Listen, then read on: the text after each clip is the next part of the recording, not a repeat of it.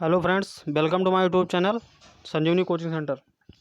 Friends, आज आपके लिए मैं सी टेट का सिलेबस लेके आया हूँ, जो कि हिंदी में मैं लेके आया हूँ आप लोगों के लिए।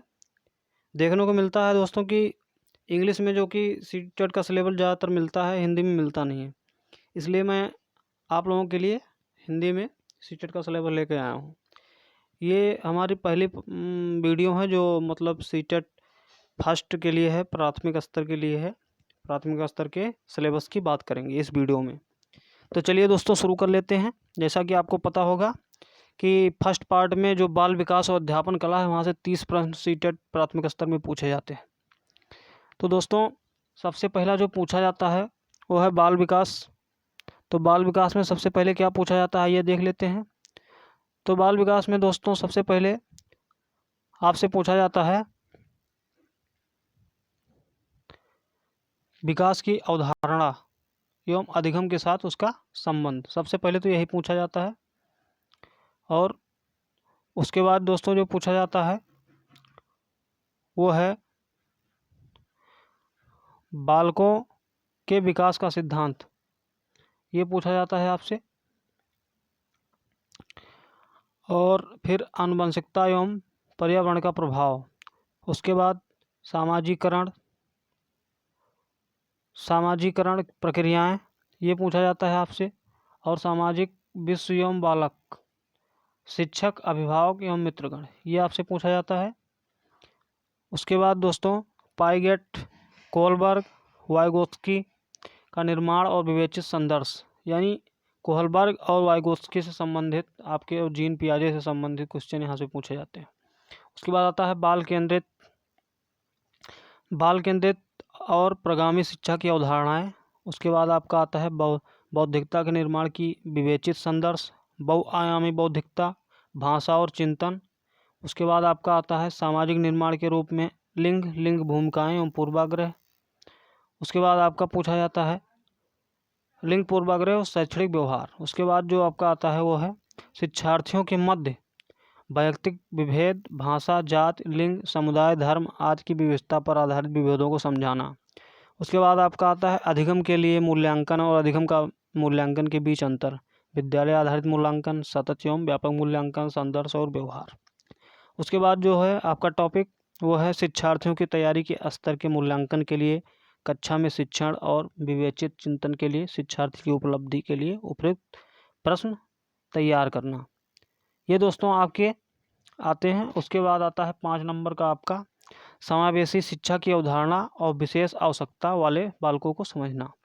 तो इसमें दोस्तों आपका क्या है, गैर लाभ प्राप्त और अवसर वंचित विद्यार्थियों, शिक्षार्थियों सहित विभिन्न पृष्ठभूमियों से आए शिक्षणार्थियों की आवश्यकताओं को समझना। अधिगम संबंधी समस्याएं, कठिनाई वाले बालकों की आवश्यकताओं को समझना। मेधावी, सृजनशील, विशिष्ट प्रतिभावान शिक्षार्थियों की आवश्यकताओं को समझना। अब ये दोस्तों आपके 15 नंबर के तो ये आएंगे। और उसके बाद आएगा अधिगम और अध्यापन। यहाँ से 10 क्वेश्चन आपसे पूछे जाते हैं। बालक किस प्रकार सोचते और सीखते हैं? बालक विद्यालय प्रदर्शन में सफलता प्राप्त करने में कैसे और क्यों असफल होते हैं? दूसरा पॉइंट है अधिगम और अध्यापन की बुनियादी प्रक्रियाएं, बालकों की अधिगम कार्यनीतियाँ, सामाजिक क्रियाकलाप के रूप में अधिगम के सामाजिक संदर्भ, एक समस्या समाधान कर्ता और एक वैज्ञानिक अन्वेषक के रूप में बालकों में अधिगम की वैकल्पिक संकल्पना, अधिगम प्रक्रिया में महत्वपूर्ण चरणों के रूप में बालक की त्रुटियों को समझना। उसके बाद आपका है बोध और संवेदनाएं। उसके बाद है प्रेरणा और अधिगम। उसके बाद है अधिगम में योगदान देने वाले कारक, निजी एवं पर्यावरणीय। तो दोस्तों ये आपका हो गया बाल विकास। और इसमें दूसरा है भाषा में। तो भाषा में आपका भाषा बोधगम्यता।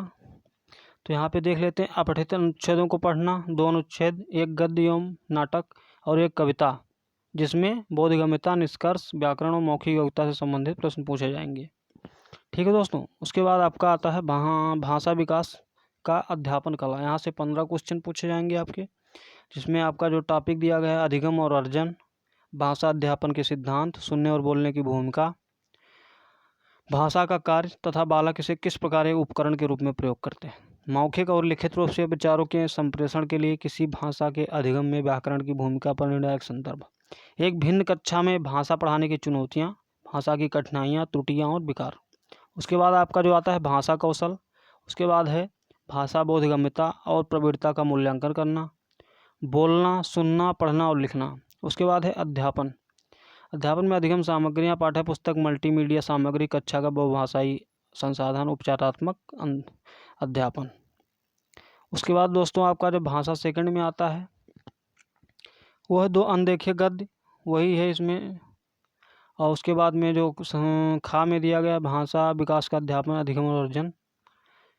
ये दोस्तों आप देख लें, इस प्रकार से क्वेश्चन पूछे जाते हैं इस टॉपिक से। तो आप लोग चाहें तो इसका स्क्रीनशॉट भी ले सकते हैं। चलिए हम आगे बढ़ते हैं। तो यहाँ पे जो गणित का सिलेबस दिया गया है, यहाँ से 30 प्रश्न पूछे जाते हैं गणित के। इसकी जो विषय वस्तु है वो है ज्यामिति से क्वेश्चन पूछे जाएंगे, आकार एवं स्थानिक समझ से, हमारे चारों ओर विद्यमान ठोस पदार्थ, संख्याएं, जोड़ना और घटाना, गुणा करना, विभाजन, मापन, भार, समय, परिमाण, आंकड़ा प्रबंधन, पैटर्न, राशि। उसके बाद जो हमारी पेडोलॉजी से क्वेश्चन पूछे जाएंगे और 15 क्वेश्चन पूछे जाएंगे। गणितीय तार्किक चिंतन की प्रकृति, बालक के चिंतन एवं तर्क शक्ति, पैटर्नों और अर्थ निकालने और अधिगम की कार्यनीतियों को समझना। उसके बाद जो है पॉइंट, पाठ्यक्रम में गणित का स्थान क्या है, गणित की भाषा, सामुदायिक गणित, औपचारिक और अनौपचारिक पद्धतियों के माध्यम से मूल्यांकन। उसके बाद है शिक्षण की समस्याएं, त्रुटि विश्लेषण और अधिगम अध्यापन के प्रासंगिक पहलू, नैदानिक एवं उपचारात्मक शिक्षण। उसके बाद जो हमारा दोस्तों आता है 5वां पोर्शन, वो है पर्यावरणीय अध्ययन। तो यहाँ पे दोस्तों जो है विषय वस्तु दी गई है, वो विषय वस्तु है हमारी परिवार और मित्र। उसमें हमारा दिया गया है 4 टॉपिक, संबंध, कार्य एवं खेल, पशु, पौधे। उसके बाद दूसरा टॉपिक जो हमारा आता है भोजन है, आश्रय है, पानी है, भ्रमण है, और छठवां जो है वह चीज़ें जो हम बनाते हैं और करते हैं दोस्तों। उसके बाद हमारा जो आता है पेडोलॉजी से संबंधित, वो है ईबीएस की अवधारणा और व्याप्ति। उसके बाद है ईबीएस का महत्व, एकीकृत ईबीएस, पर्यावरणीय अध्ययन एवं पर्यावरणीय शिक्षा। उसके बाद है अधिगम सिद्धांत। उसके बाद है विज्ञान एवं सामाजिक विज्ञान की व्याप्ति और संबंध। उसके बाद जो पॉइंट है उदाहरण प्रस्तुत करने के दृष्टिकोण, क्रियाकलाप, प्रयोग, व्यवहारिक का, चर्चा, सीसीई, शिक्षण सामग्री एवं उपकरण। उसके बाद समस्याएं। दोस्तों ये हमारा रहा, आपको मैंने दिखाया भी, यही हमारा एग्ज़ाम का वो है सिलेबस है। अगले पार्ट में हम प्राइमरी लेवल का इसमें हम बात कर चुके हैं, इसलिए हम अगले पार्ट में जूनियर लेवल का बात करेंगे, 5 से 8 के लिए बात करेंगे। तो दोस्तों हमारे चैनल को सब्सक्राइब करें और लाइक करें, शेयर करें और जुड़ें हमारे संजीवनी कोचिंग सेंटर से। तब तक के लिए नमस्कार।